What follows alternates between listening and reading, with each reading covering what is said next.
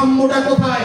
যেই বাংলাদেশে ধনীর ছেলে আরো ধনী হচ্ছে, যেই বাংলাদেশে নেতাদের ছেলেমেয়েরা বিদেশে গিয়ে লেখাপড়া করতে পারে, কিন্তু আমরা কেন আমাদের ছেলেমেয়েদেরকে স্থানীয় ভালো স্কুল কলেজে পড়াতে পারি না?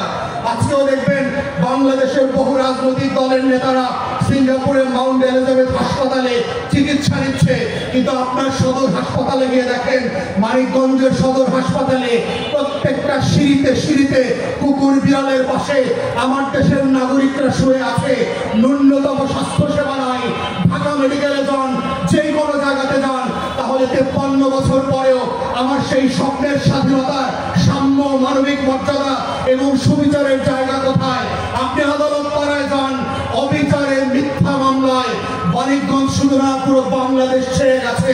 তাহলে সেই ইনসাফের লড়াই করে যেই বাংলাদেশটা আমরা স্বাধীন করেছি, সেই বাংলাদেশের পরতে প্রত্যেকটা প্রতিষ্ঠানে কেন বেইনসাফের ঠিকাদারি জমেছে? কেন বকরাবাজদেরকে ছাড়া বাংলাদেশে কোনো ফুটপাতে হাঁটা যায় না? বাংলাদেশে প্রত্যেকটা tempo stand, bus stand, truck স্ট্যান্ডে চাঁদাবাজি, হাটঘাট, মাঠ দখলের যে ইজারা ব্যবসা শুরু হয়েছে, এই ব্যবসার মধ্য দিয়ে যে বাংলাদেশ তৈরি হয়েছে, এই বাংলাদেশের জন্য তো 71-এ আমাদের হাজার হাজার মুক্তিযোদ্ধারা জীবন দেয় নাই, লড়াই করে নাই। 1400 শহীদরা গত বছর 36শে জুলাই করে নাই। তাহলে আমার সেই স্বপ্নের বাংলাদেশটা কোথায়?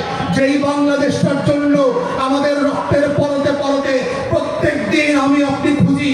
প্রত্যেকটা সরকারি অফিসে গেলে মনে হবে আপনি ভিন দেশ থেকে এসছেন। এরা আপনার দেশের মানুষরা টেবিল থেকে ফাইল নড়ে না, এই টেবিল থেকে ওই টেবিলে যায় না। নোট না দিলে, টাকা না দিলে কোনো সেবা পাওয়া যায় না। এই কেমন বাংলাদেশ? সেই বাংলাদেশটা বদলে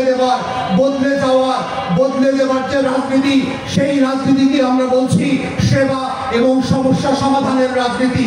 যেইটা জনগণের ভোগান্তি, সেইটা দূর করবার রাজনীতি হচ্ছে সেবা এবং সমস্যা সমাধানের রাজনীতি।